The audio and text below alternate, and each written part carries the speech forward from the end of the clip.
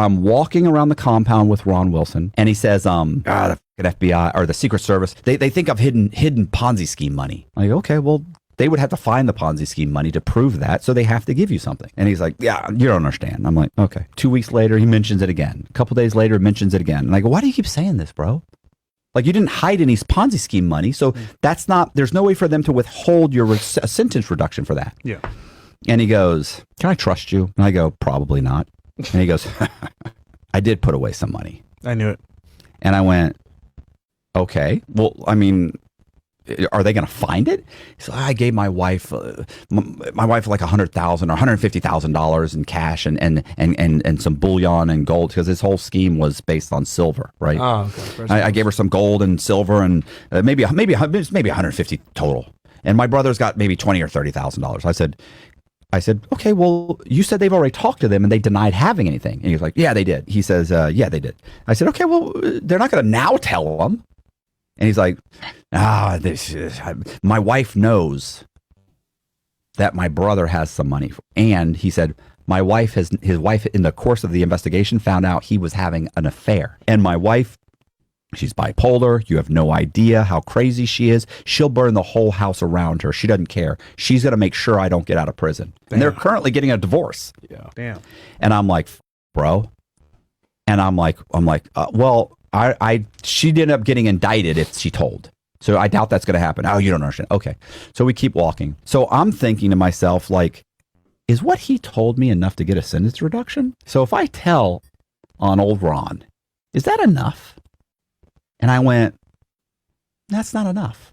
Mm. Like, they're going to recover what? Less than $200,000? Yeah. That's if these people give it up? Yeah. And then if I tell, he's going to know I told. For sure. Yeah. And I'm going to get shipped. Yeah. And my mother comes to see me every 2 weeks. Yeah.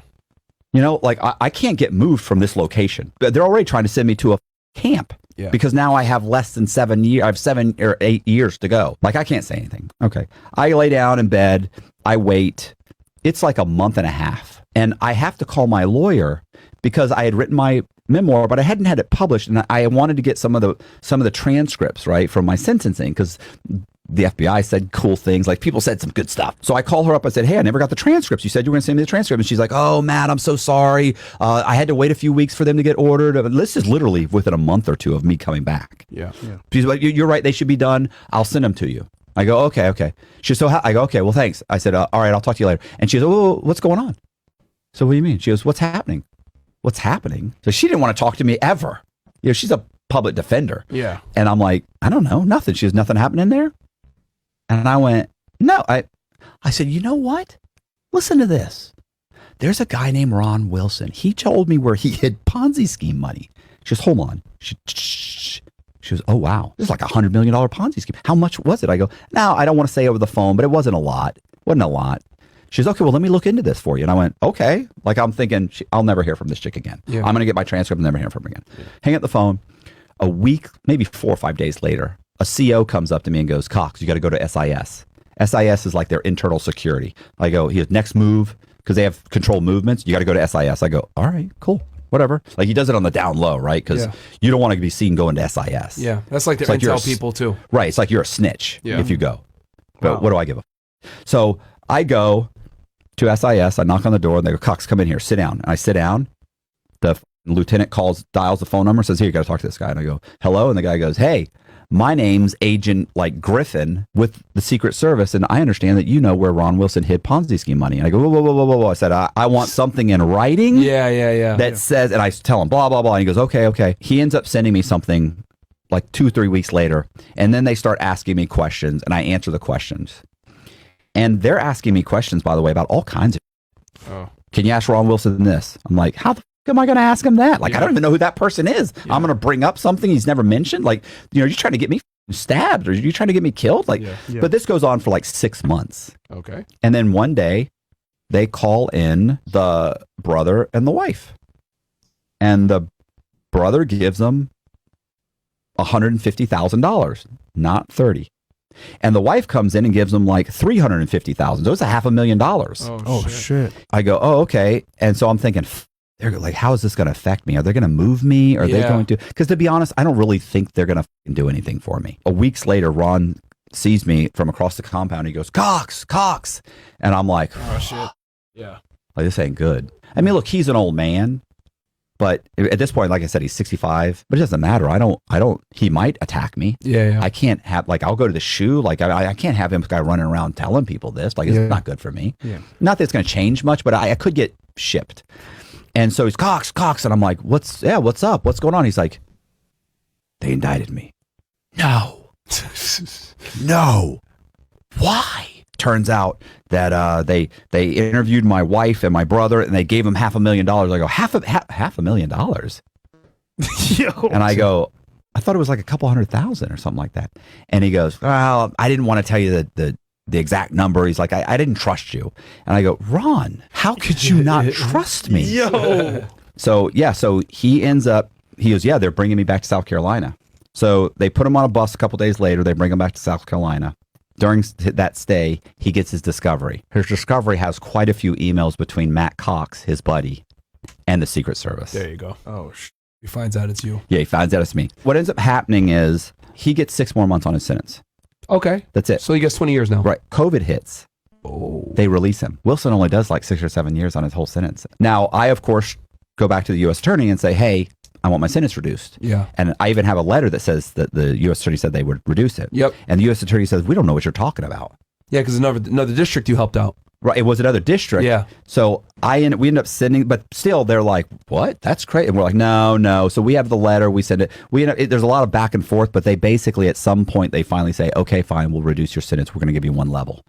We argue back and forth, and they end up knocking 5 years off my sentence. Nice. So now I've got a total of 12 months off my sentence. And by the time that happens, I'm like 1.5 years away from the door. Oh, wow. So I get out of prison like 1.5 years later. I go to the halfway house. I ended up going and spending the night one night with Justin at our manager's house. And I had been up for that point for like weeks. I hadn't slept. I wasn't eating. I mean, I would be at work sometimes and I would be putting dishes away in like the dish bin and my hands would like draw up like this because I was so like malnourished, and I would like grab my hand to release it. And so it was like, still nobody knew. Still nobody noticed.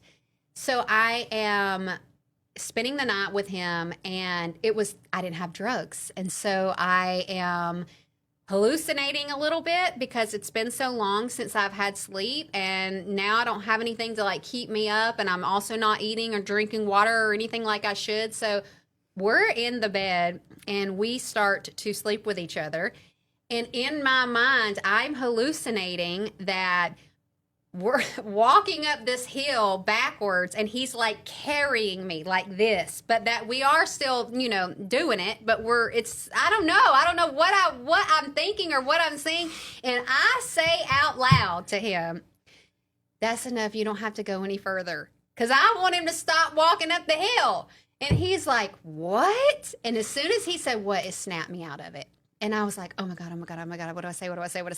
And so I was like, just keep going. He don't think nothing about it, right? He doesn't bring it up. So then after we're done, we're laying on the bed and his head's this way and my head is this way. And right in front of me, I see this field of flowers and these 2 lion cubs. And they're just sitting there playing. And I looked straight up and I said, look! And he was like, what? And I was like, oh my God, what do I say? Every time he would talk, it would snap me out of like whatever this hallucination state that I was in. And I was like, okay, what do I say? And I just came up with the first thing that I could think of. And I said, so I started talking real slow. And I was like, oh my God. And he was like, what? I said, you're never going to believe this. I said, I'm so tired that I'm asleep, but it's like I'm still awake dreaming. And he just bought it.